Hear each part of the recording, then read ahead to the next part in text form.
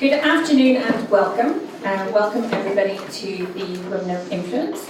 And I'm delighted to welcome Anthony Rose today. I will hand over to Anthony in just a moment. My name is Anne-Marie Balfe. I'm one of the co-chairs of the Women of Influence Committee. And I'm delighted to welcome you all here this afternoon to today's event. Just before we get started, I'd like to run through a few quick housekeeping with you all, if that's okay. Can I ask you all to switch off mobile phones if you have them with you? If I can turn your attention to your badges for just a moment. As you can see, I've got a lovely yellow badge on. Some of you have blue badges, some of you have grey badges. Blue badges indicate that you are a member of the Chamber. Grey badges indicate that you are soon to be a member of the Chamber. So we would encourage you all, if possible, to become members of the Chamber. We have a huge number of events, either through the Women of Influence and our other committees on an ongoing basis. And we'd love you all to become members. One additional plug, the Women of Influence, we will host our 11th annual Women of Influence conference. It's on the 14th of November. And we are absolutely delighted to have a huge array of fantastic speakers and panel members, so we would love you to come along and join us. It's at the Four Seasons. It's a morning session through until just after lunch. And over the lunchtime, we present a number of awards to professional women in the Hong Kong marketplace. So it's a fantastic event to recognise the professional women that we have in the Hong Kong environment. And also a learning session for all of you as well. So we'd love you to come and join us. Okay, that's all of my notes. I'd love to turn over to Anthony Rose. Anthony is the CEO and founder of the House of House of Rose, and he's also the author of Break the Ceiling, Touch the Sky, and he's going to tell us about A, the book, and B, the journey today. So thank you, Anthony, and welcome. Thank you. Thank you, Anne-Marie.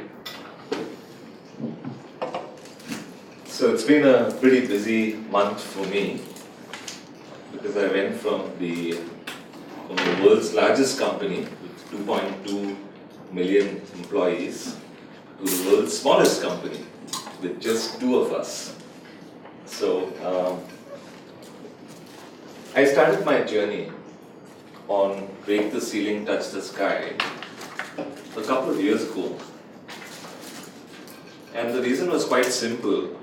I was at a book launch, my previous book, Daddy's Logic, launch.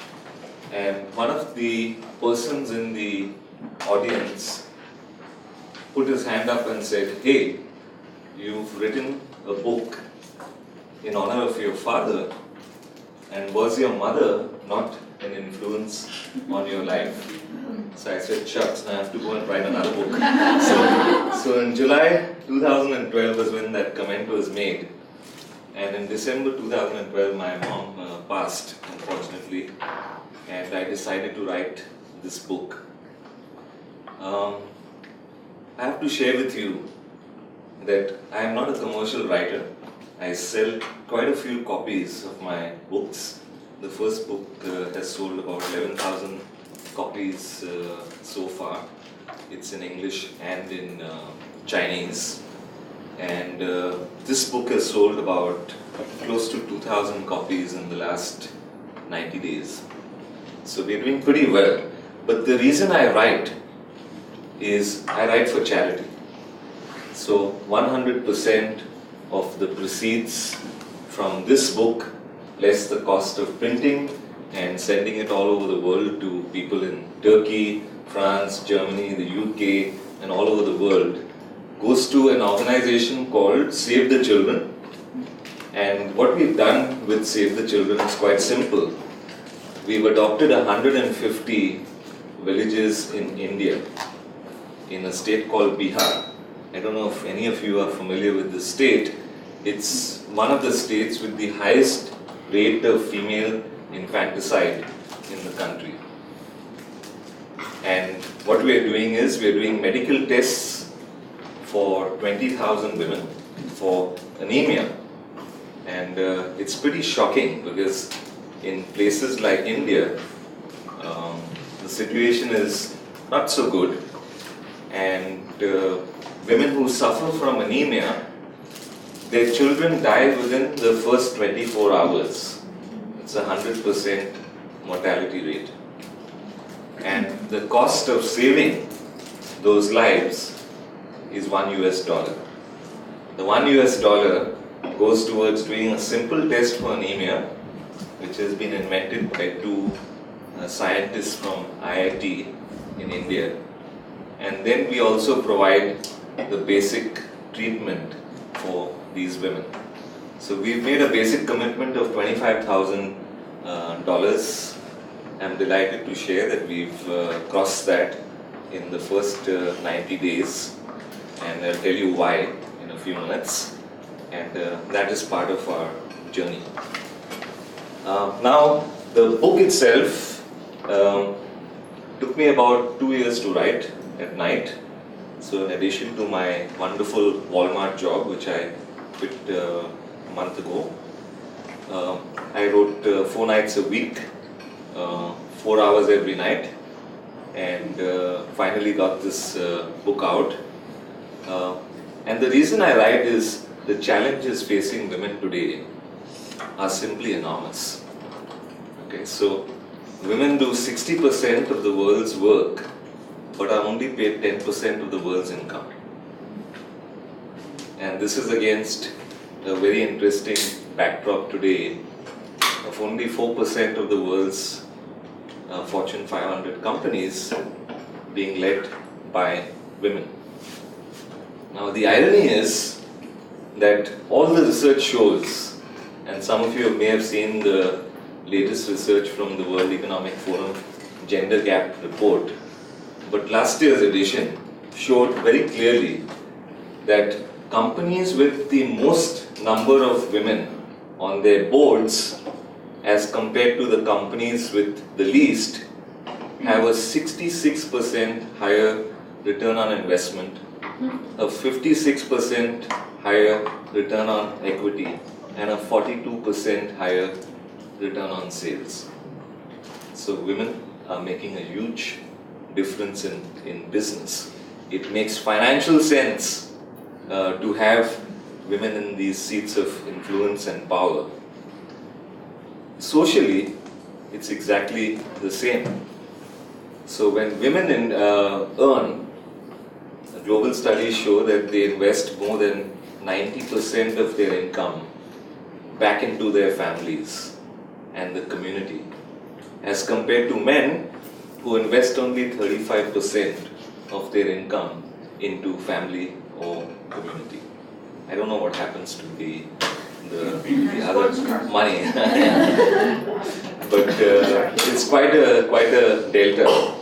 And you know, we often celebrate heroes like Bill Gates and a lot of the other very senior people in the business industry, in the IT industry. Don't raise your hands, because the answer to this question will display what your age is. But guess who invented or who worked on the first computer programming language? Any of you know of a language called COBOL? Does that sound familiar? Okay. So COBOL was actually worked on by a woman, Admiral Grace Hopper. Guess who invented the windscreen wiper? A woman invented this wiper, which has saved millions of lives. Who invented Kevlar? A woman. Who broke down the structure of penicillin? So it wasn't invented by a woman, but the person who made it work was a woman. She broke down the structure of this important piece and then took its application into modern medical science, into diabetes, so on and so forth. So women have been making amazing contributions in business, in society, and in innovation. However, the challenges are so extreme. So in India, and that's part of the reason why we've invested in this project, in India, 500,000 child, thanks to gender pre-selection and female infanticide, 500,000 children are not born in India. For the last 20 years, United Nations estimates that around 10 million such children have not been born thanks to gender preselection. In Egypt, 47% of the women who are raped are then murdered by their own families because it is considered, an honorable thing to do. How ridiculous. How ridiculous. In this day and age, we live in a world that is still somewhat very unequal. And so that's the reason why I wrote this book. So my mom, the social conditions that exist, and of course I was inspired by a host of leaders who have worked for bosses. I've always worked for female bosses. I've had only 2 male bosses in the last 24 years, so that's a little bit of an anomaly for most of us. And they've been amazing. They've invested in me and helped me grow tremendously.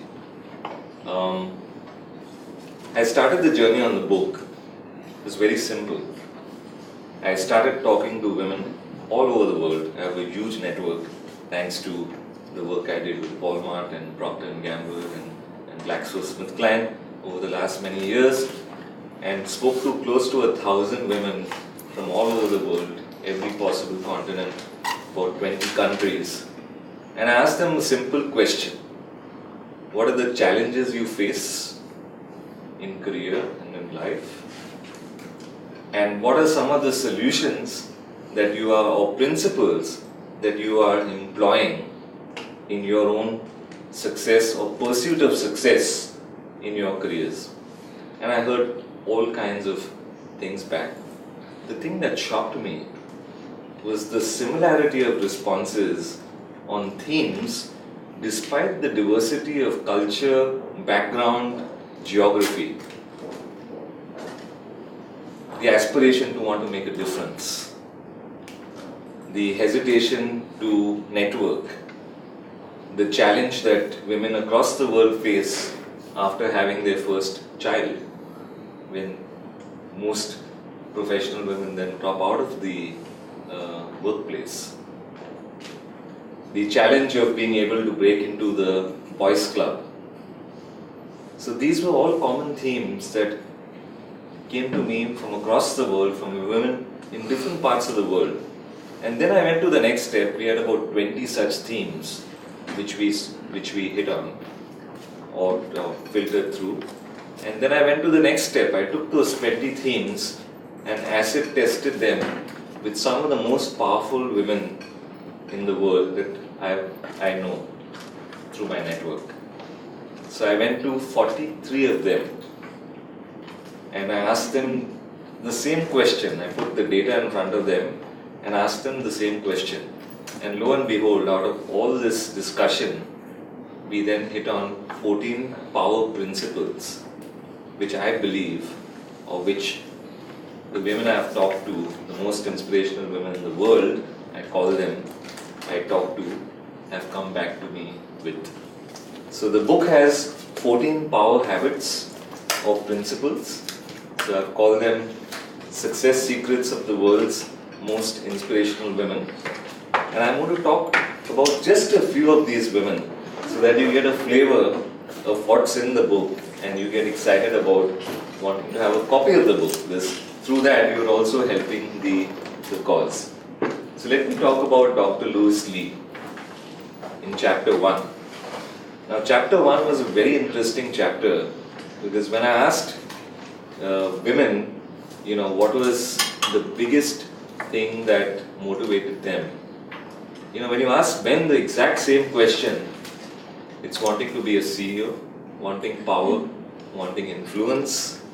And when I asked women this question, it was quite different. The common answer that came back was, we want to make a difference. So I said, this sounds a little bit cheesy. So let me push this to the bottom of the list and see what happens. But the more I pushed it to the bottom of the list, the more I heard the same thing, that we want to make a difference. So I asked some of these heroines in the book, what is the difference you want to make? So I want to talk about Dr. Louise Lee. Dr. Louise Lee was only 26 when one day she was with her mentor. I think they were in San Francisco, and they crossed the street and entered this conference hall, and they discovered that it was the first conference for prostitutes in the US at the time. She was intrigued. As she went in and spoke to some of the women there, she realized how unequal the situation was. That the police, the legal system, the whole system was orchestrated to prosecute these working girls, but not do anything to the men or the people who brought them into this terrible situation. She started to do research about this topic, and she was promptly kicked out of her university, a very popular university called UCLA. Okay, so promptly kicked her out, and she was not discouraged. She just simply went to the next university that would have her and continued her research. And as she continued her research, one evening she got a call from a young lady, and the lady said to her, "I've heard about you, and I was wondering if you could help me because I'm desperate. My friend, this other lady, went out last night, and she normally comes back after meeting her clients. She hasn't returned, it's now morning, and she hasn't come back, so I don't know who to go to for help." So Louise quickly went down to the nearest police station and was quite shocked when the police told her that we don't have time to help women like that. So she went on national TV. Remember, she was just 27 at the time. Went on national TV and provided her home telephone number to the public, encouraging them that if anybody heard of this girl or what had happened, they should reach out to her. The girl was found the next morning, raped, strangled, and dead. And she got thousands of requests or pieces of information. And Louise was responsible for then collecting evidence from all of these sources, working with the system to put behind bars one of the most infamous people in the United States at the time. You'll probably remember a nickname called the Hillside Strangler. But that's not the important part of the story. Louise continued her work. This person was convicted, continued her work, and started America's first sex trafficking hotline to support these young women. Spent 10 years of her life collecting the resources and the capacity to build an organization called Children of the Night.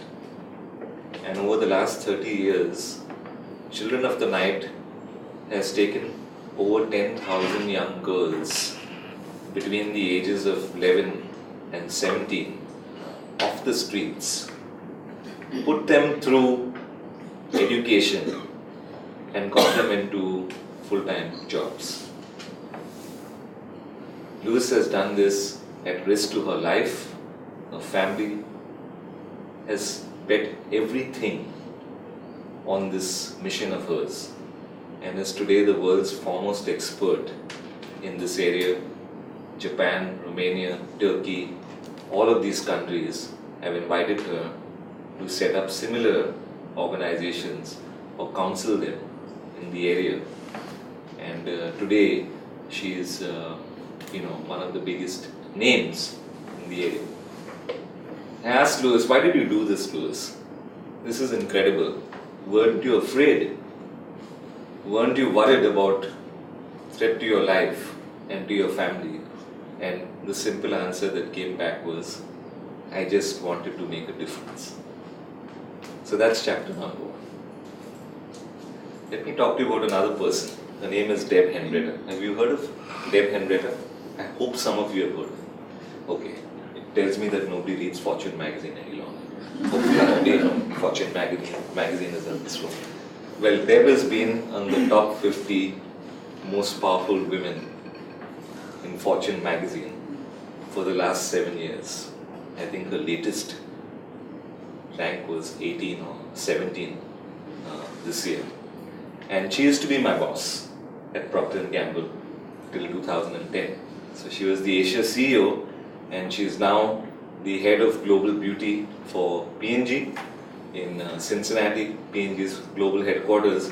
And if you all read last week's newspapers, you would know that now the succession race for P&G global chairman is getting tighter, and Deb is one of the 4 potential successors to A.G. Lafley, current chairman and CEO.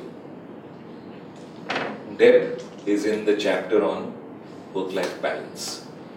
So work-life balance, we all know that this is the single most important challenge women face anywhere in the world in professional life.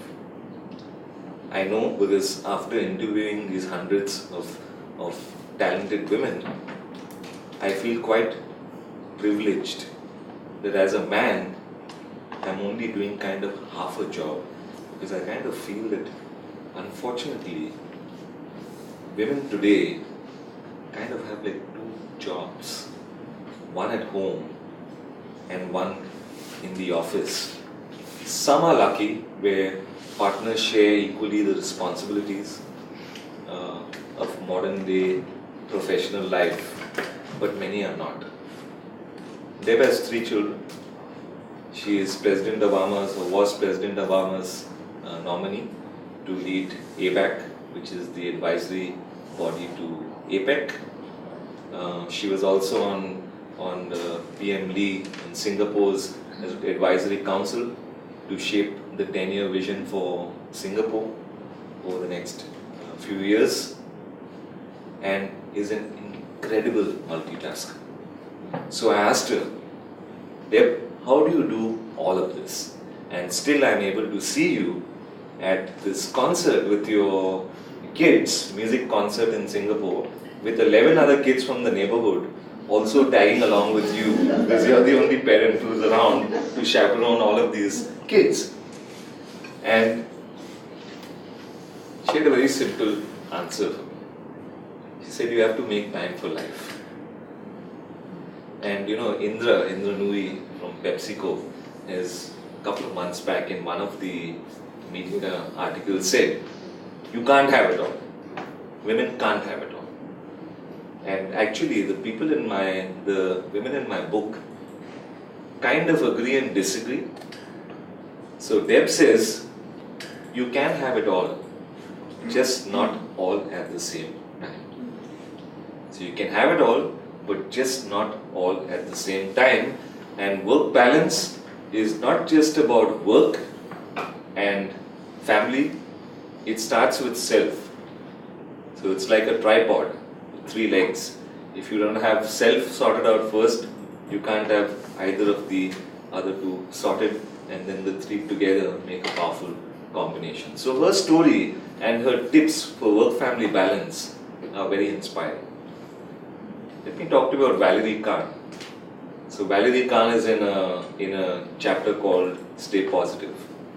Now, a lot of research is showing over the last few months that staying positive is the #1 success factor, especially for entrepreneurs. Maybe not so much for the corporate world where you have a cozy, nice existence most of the time with lovely infrastructure and all that. But when you're an entrepreneur, it's completely different. Staying positive. So Valerie is a French lady. She's living in one of the most dangerous places in the world, which is Islamabad in Pakistan. And she is chairperson of a company called the Acid Survivors Foundation. What this company does is very simple. They work with the survivors of acid attacks. Acid attacks on women by jealous husbands, partners, criminals, mafia. They take in women who are faceless, nameless, identityless, work with them, turn their lives around, tell their stories, inspire, motivate, and enable other women. A French woman living in Pakistan, married to a Pakistani, and doing this amazing work. Staying positive. Think big. Excellent example from India. Maybe some of you have heard of a lady called Kiran Shaw Mazumdar. She is head of the largest biotech company in the region. Started a company in India as in a time, coincidentally actually almost the same year as Louis Lee started her work. Kiran Shaw in 1978 or 79 was in India, had a good degree, went to her father after finishing her degree because she wanted to be a doctor but could not make the minimum marking, entry marking required. So went to her father and said, Dad, father was wealthy, Dad, can you pay a capitation fee for me to get into this fabulous university? And the father said, Kiran, I'm really sorry, but if you don't have the marks to get into this university on your own strength, as compared to somebody who has studied harder than you and got that great grade, I am not going to pay for you to get into that university. You'll have to go and do it on your own. So somewhat dejected Kiran goes away and determined to prove her father wrong, went away and then began to look at an industry where she could be an industry that was difficult for women to break into, which was the brewing, the alcohol, the beer brewing industry. Now imagine this is 1978 in India, okay? We were trying to get into an industry 50 years ago. Even today it's difficult, but 50 years ago it's like, oh my gosh, this person must be insane. But anyway, got into the industry. Nobody would give her the right job. Frustrated, angry, disappointed. Got a job offer in another country. I think it was Scotland. And then coincidentally had a meeting with someone a couple of weeks just before making the move. And that person turned out to be one of the pioneers in biotech and convinced her to start with him this company called Biocon. Now flash forward, long stories, I won't tell you all of it or you won't buy the book, which is the whole point of me sitting here and standing here and telling you all these beautiful stories to help the cause. Flash forward 20 years. 1978, just back to 1978. Kiran had a very audacious idea. So she put an advertisement in the local newspaper and said, multinational company looking for people. So a lot of people showed up and the multinational company was being operated out of the garage. So with startup money of only $200 US and operating out of the garage, and people showed up and saw this lady, Indian lady sitting there, and they assumed that she is the secretary. So they said, where is the managing director? Because the advertisement said, come and meet the managing director of the company. And Kiran said, well, I am the managing director. 2 years later, used her life savings to buy a 20-acre property in India. Now think of it, 50 years ago, owning 20 acres in India, in Bangalore, even then was not, cheap. Used all her money. And her friends looked at her and said, are you crazy? You have only 2 people and you are buying a 20-acre property. she had the big idea. She had that vision, she had that drive. She knew exactly where she was going, had invested ahead of everything else. Today, that same property out of which she operates is worth millions. Kiran's company IPO'd in 2004, if I remember right. And the price listing at that time of the company was 1.1 billion US dollars. Billion, not million. Billion. She's the biggest name in biotech in the region. The company, the book is packed with stories like this. I chose the people quite simply. I found people who didn't have godfathers, more or less. Most of them have made it on their own. All of them are extremely good role models for women everywhere, of all ages. I've chosen people from India, China, France, Hong Kong, US, UK, all over the world.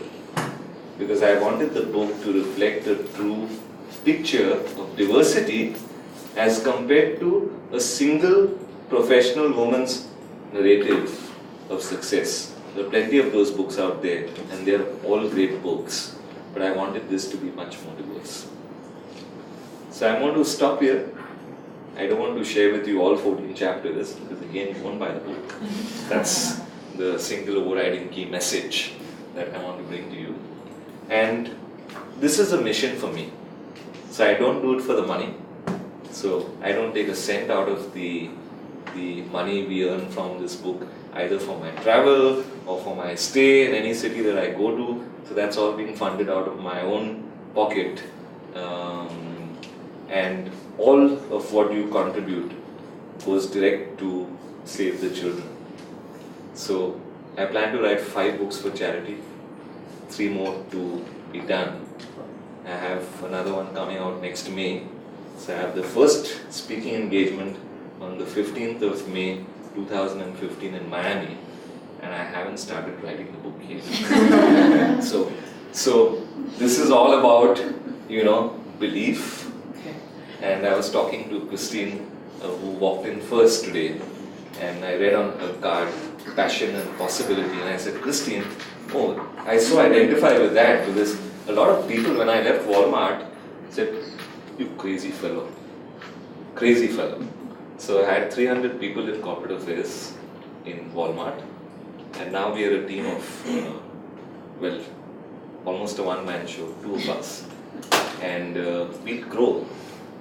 I believe there's plenty of possibilities. So we do 3 things, just 1 minute soundbite on the company. We do 3 things. I consult on PR and marketing. That's what I've been doing for the last 24 years of my career, all over the world. We are a publisher. So on this book, thanks to my secret model, which I cannot obviously share with you, but if any of you are aspiring writers, I make 15 times the margin that I made on my previous book published by McGraw-Hill. So on the previous book, I donated only $11,000 to charity after working 2 years promoting the book. I might as well have just signed a check and given it to Habitat for Humanity, which was the cause myself. On this book, we'll hand over a check for $25,000 after 3 months of sales. 2 years, $11,000. 3 months, $25,000. That's the power of innovation. So publishing is the second P in my 3 Ps. And the third P is people. Because finally, it's all about the people. The people actually make the difference. You can have all the $473 billion worth of sales of Walmart, but it's people like Melinda, who's from Walmart Finance, and others in Walmart who are actually driving the company to success. So we do training, we do development, we do executive coaching, Christine, so we are kind of arch rivals. We should collaborate, and at some point of time we'll do executive search. Singapore is very stringent on the conditions for executive search, so we're waiting for our license, which will come in December. So we are publishing people. So as you think about make the ceiling touch the sky, think about the difference you're making. And I just want to leave you with one final thought. I meet a lot of people while I'm speaking. So I'm doing one speech almost every week now. So I do normally 4 or 5 a month. And I meet hundreds of people from many countries who are filled with dreams, filled with aspirations, but also mostly filled with fears. And most of the time, the fears are actually unrealistic. So all the research shows that we have our brains operating at under 60% or under 50% of their efficiency. So don't wait for the government, don't wait for your company, don't wait for your brother, sister, mother, father, niece, nephew, grandfather. There's a change which each of us can bring. And one of the heroes in my previous book said it well. He said, instead of cursing the darkness, I would prefer to light a candle. So I hope each of you are able to light your own candle, and each of you are able to break the ceiling and touch the sky, just like the title of my book says. Thank you so much.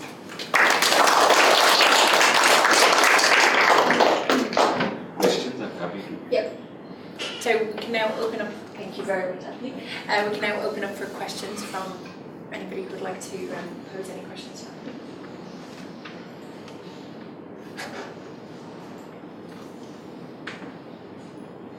Here we go. Oh, hi, Anne the Bourgeois. Oops. Sorry, it's not Okay, right, Anne the Bourgeois. You mentioned, you used one word in your first illustration of Louise Lee. You said she went to the conference with her mentor. And I found that very interesting because this is years ago, and I know in my own experience as a professional woman, we had very few mentors, and we didn't even think necessarily to go out and seek out a mentor. So I wondered how important was that factor as a strain throughout the 14, or did you find any trends where now we're realizing that mentorship is a very important thing for all of our development? So this is not a planted question. This question has not been planted, by the way. So thanks for setting me up. And so I'm just trying to find the chapter number. I think it was 6, if I'm not mistaken. Yeah. 7. Sorry. This is 8. So chapter 7 is all about finding and leveraging great mentors. So I have Gail Kingworth from Unilever. I have actually a Hong Kong person called Jue Yao. I don't know if you all have heard of her. She runs her own academy to build Hong Kong's violinists and musicians and then take them all over the world. So she's doing an amazing job. And then I have a person called Kristen English, who is a global coach, consultant, and trainer of a company called Flex Life. Her partner is also in the book, Dr. Barbara McFarlane, who is the world's, I believe, one of the world's foremost authorities on balance. Has 8 books to her name, way ahead of me. Last one was a bestseller on balance. So there's a full chapter here on this, and it was very important. I think the sad thing that I discovered, as you rightly mentioned, was that over the last few years, there has been a lot of change in the right direction where women have mentors who are women. But for the previous, I think in the 90s and before that, there were very few female mentors for young women. So that's changing, I believe, now as more women come into the workplace. So one of the things that all of the women in this room, I hope, are doing is I hope you're mentoring at least 4 to 5 women in your own capacity, and I hope you have some aspirational figures who you look up to, who are your mentors. It's kind of funny because Melinda and I were just chatting before we started, and we were talking about her career, and I was suggesting to her that she needs to write to a certain person who could be her mentor. So very important, critical, I think, critical for me, transformational for me in my career, mostly female bosses. So I hope you find it a good reading book.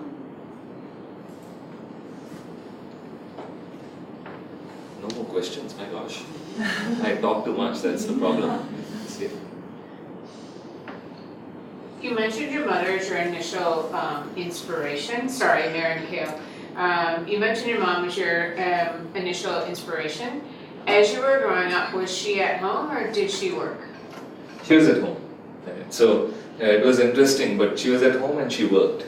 So my parents had me when my father was 55. When I was born, she was 11 years his junior, so she was much younger. And one day my father came home and said, "Son, I'm retired." So I was only 3 years old at the time. What is he talking about? But he was holding something under his arm, and it was an electric iron. So that was the farewell gift which he had got.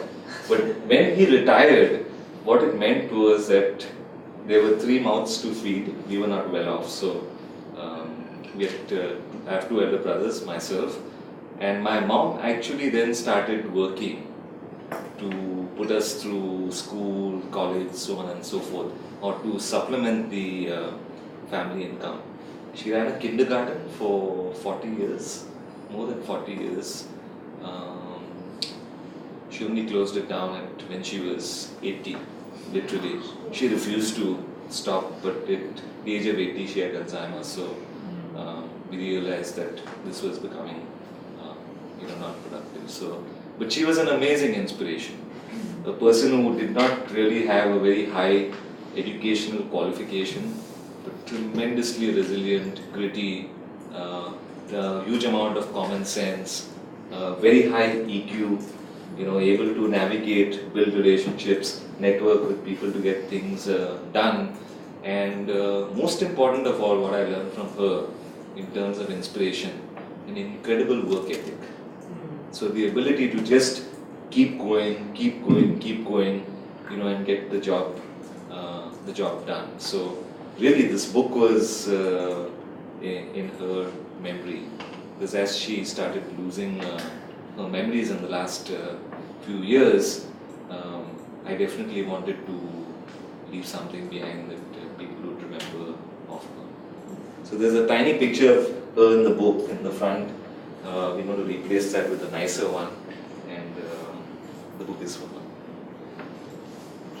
So you mentioned you have a book that you're going to write that you haven't started. Yeah. What's the topic on? How do you, your previous book and this one you said 5, are the themes different, or how are you are they connected? I have a copy of the previous book, so never miss an opportunity to talk about something dear to you. So this goes to the person who came into the room first. So Christine, you were the person who showed up Thank you. first, so I'll sign it to you and give it to you. So this is the Danny's Logic.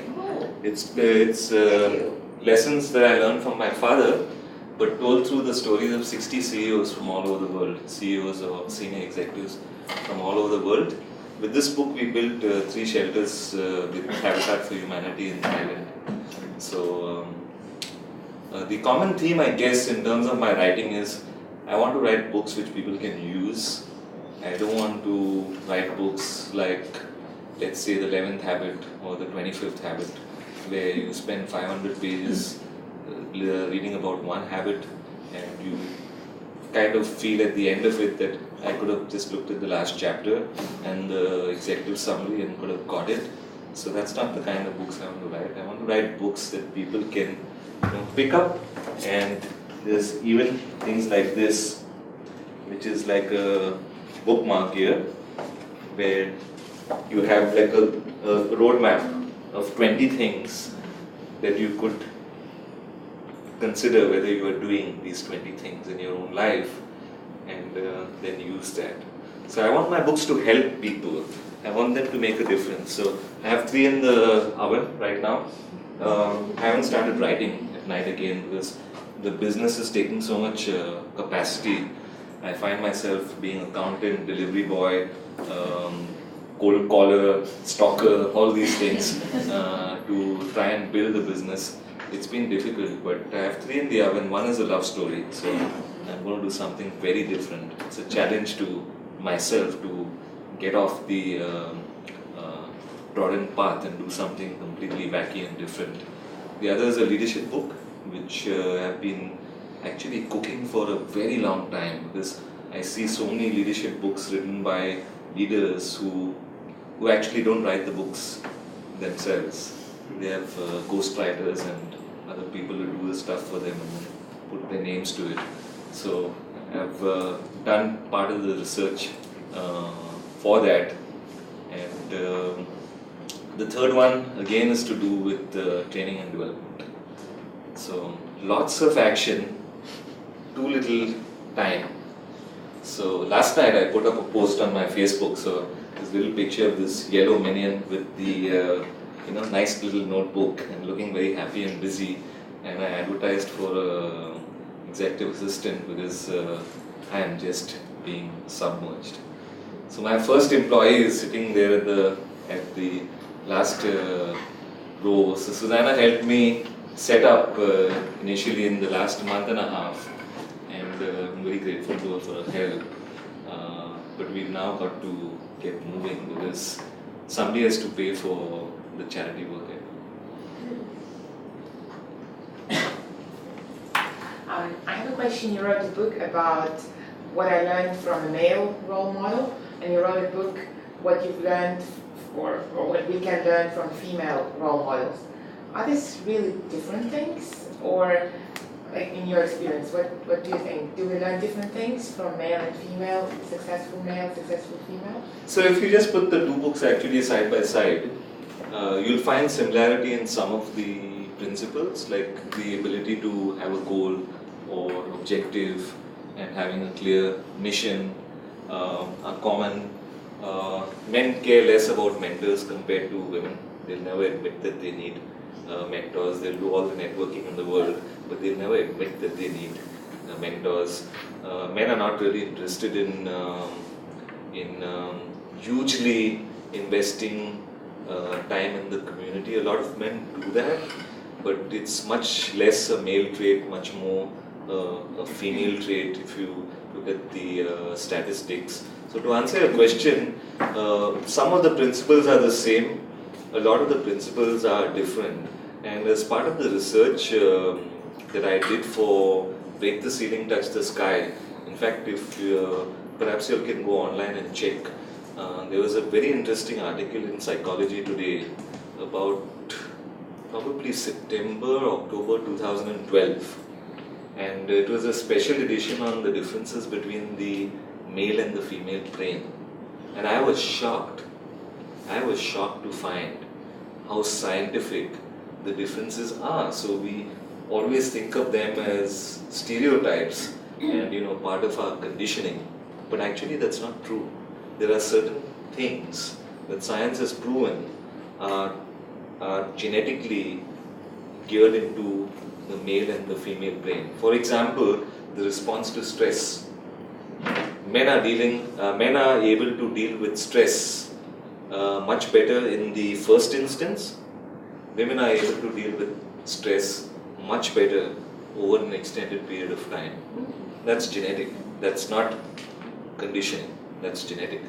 And the theory is that because of childbirth, so on and so forth, the female develops a higher level of tolerance to pain. I think there's probably truth to that. I don't know. I've never had a baby, so I don't know how that's true. But maybe in the future, 100 years from now, maybe men can also give birth. So to answer your question, there are differences. There are differences. It was not so much as like differences between male and female, but more looking at successful male and successful female, and Right. and what were the triggers of the success? Yeah. If those were different or not. Like, not so much. Of course, I know there are differences between. I think purpose was much more a trigger for women. The research also showed that there was a lot of pressure on women to start behaving like men at the very senior levels. So in fact, even down to things like dress, of how they were expected to dress and how they were expected to behave in the boardroom, and that tends to happen at levels like director levels, so on and so forth, new directors of companies. But again, women break through that ceiling when they actually make it to the ultimate level of performance, like CEO or next to CEO, where they begin to feel that, hey, I'm going to be my own authentic, genuine self, and the men around me, whether they like it or not, they have to suck it up. So definitely differences in the principles and approach. In general, much higher EQ, I found, at least in my research or talking to, much lower ego. So that's a topic for a future book for me. I'm very interested on the impact of ego in management. In fact, I can trace a lot of decisions over the last 24 years of my career back to ego with male leaders leading companies into tremendously, what shall we say, difficult times, because sometimes they didn't listen. So quite a few differences. What was the one, as you've interviewed all of these extremely successful women, what was the key takeaway for you in terms of, oh, that's something I should add to my own toolkit, or that's a great characteristic that I should really work on?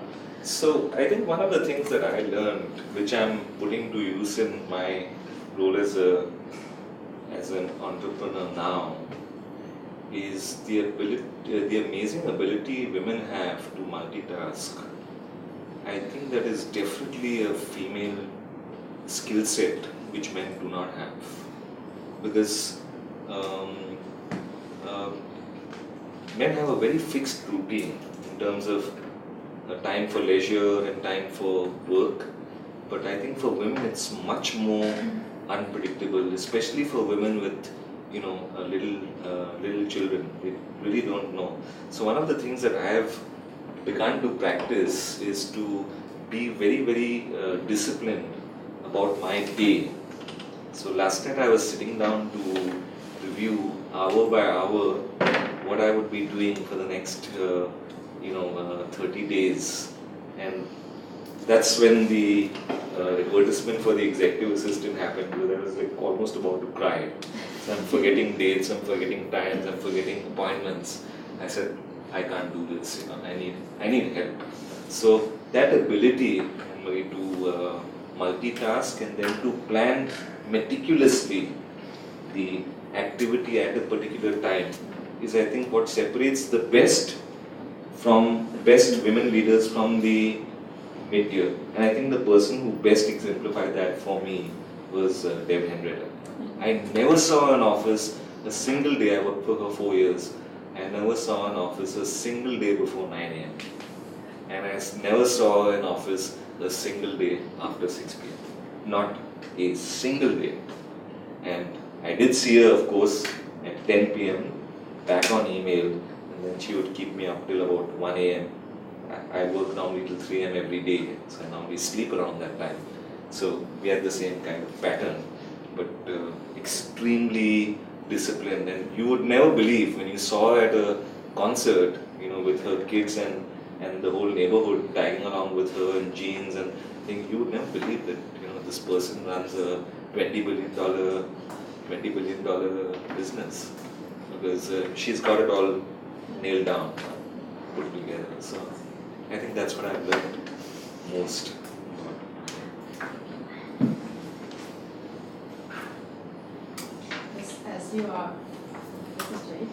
As you are from the traditional culture that women is less important, so what is the try for you to start to pay so much respect to women and have so much interest to research on the Yeah. background?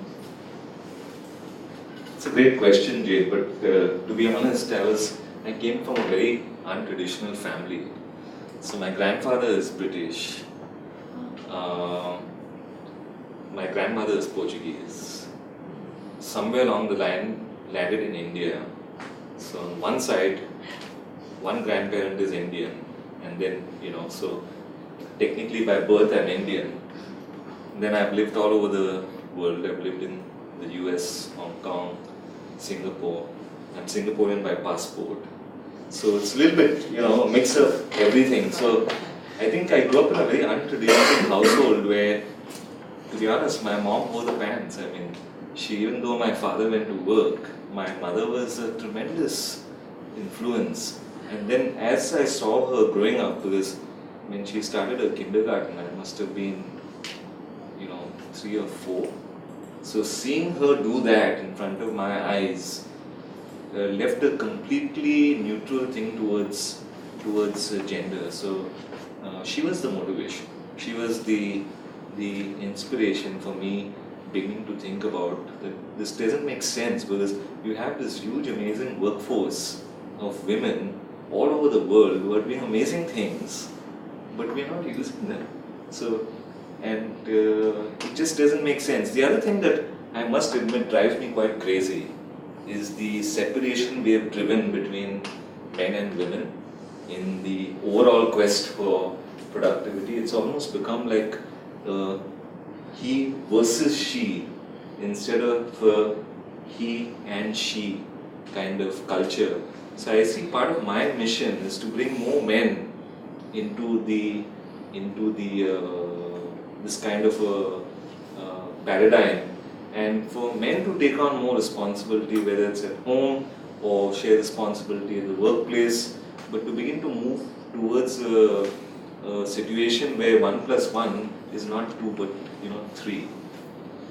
So that's a good reminder for me, because in January I will be doing in Singapore a major conference. So I'll send Anne-Marie the details. So I'm doing the first conference of maybe about 400 to 500 professional women and some very interesting mentors, male and female, based in Singapore, 27th or 28th of January. And I hope to make that a major, annual event for my company to move this whole debate forward. So I know AmCham has been doing some amazing work with the Women of Influence conference. And I always wondered why, because when we came to the conference 2-3 years I came in succession, there were so few men in the audience. The reality is, women do need men right now to get this whole thing going. Because imagine 96% of the world's most powerful companies are led by men. So if you don't bring these 96% into the discussion, you're talking to only 4% of leaders, and you're not able to think. So some things should stay separate, but a lot of things we need to work together for a larger outcome. So my mom was the inspiration. Just building on what you did. Sorry, Louise Bench. Just building on what you just said, it sounds to me like the women that you interviewed would be equally inspirational to men as they are to women. So do you think maybe the title of your book is going to put men off buying it? It's a great question. Super question. I did a lot of research in bookstores, because one of the annoying habits I have is I go to bookstores a lot of my time on the weekends, and I just walk in and ask for the book. I won't tell people I'm the author, then see how they react, whether they find it nice or thing. And then I talk to a lot of staff who are actually selling the book. So the people who sell the book know the pulse of the customer. So first was the color. People advised me on the color, that this could be polarizing. Men will not pick up a pink book and buy it. So that was number one. Second was the title. So that was the background research I did. Now here's the facts. So what I found amazingly, I have an equal number of men buying the book for some woman they care about. So I'm planning to do a Valentine's Day special in February and make it available. But it's just amazing what men will do for a woman if they are so inclined. So I don't think the sales have suffered. What it has done for me really, the color, was I was very, very clear in my mind that this would not be a neutral color. It would be pink. It's for women primarily. It should scream to any woman who's passing, pick me up and read me. And that's why I'll always use fluorescent colors for my books, because they stop people, they get them to pick it up at store and then flip open the cover. And that's the reason why you don't see my picture on the back cover, because people would not pick up the book otherwise, so it's inside. Men are buying the book. The title has been, I think, for us, probably the most motivating thing for women. Women identify with this title, so I'm not going to share the title of the sequel to this book, because there is a sequel also in the works, and it's even more exciting. But it's been pretty kind of gender neutral in terms of sales. I'm not reading. Sorry? I'm not reading. I don't think they're reading the book as much as they're buying it for thing. And that's all right, just as long as they buy the book initially and get it into the system. The important thing is, so people ask me, what do you want to do with this book? The answer is very simple. I want to do medical tests for 25,000 women in India. The book is a means to that end. We've already crossed the 25,000 tests. We'll probably go up to 50,000 by the early next year. So it's part of that mission which keeps me pumped up and excited and going. The plan is quite simple. So far we've been selling at 15 times the margin of a traditional selling system for a book. The worst place to sell a book is in a bookstore. You're competing with about 45,000 other books competing for attention with your book. It's the worst place to sell a book. Margin on a book is 45 to 47% of the total selling price. What does that do to an author? An author gets only 10%, by the way. So any aspiring authors here, think carefully before you write or talk to me, so you may get a little bit more than 10% on your work. But that's the reality of this business. Publishing is a cutthroat business.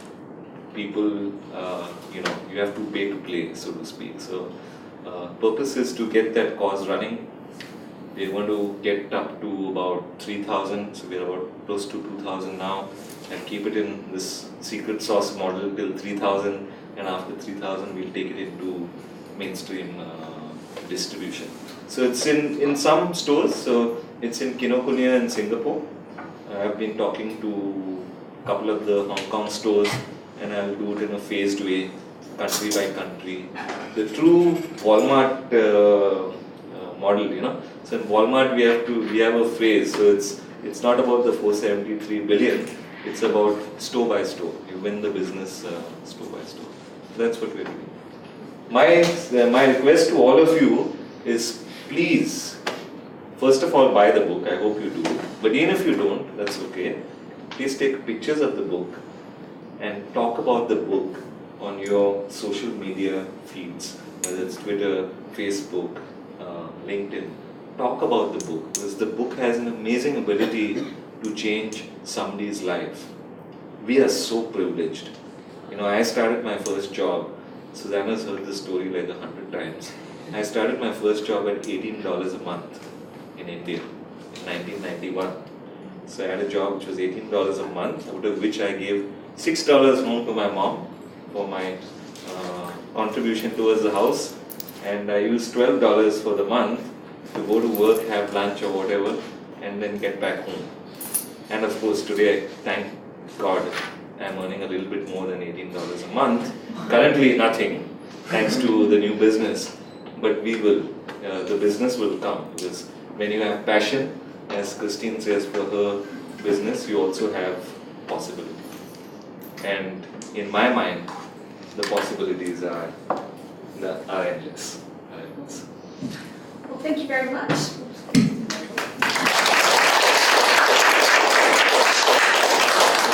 Thank you, Anthony. I'd like to give you this as a token of our appreciation, so thank you very much for coming in. Thank you.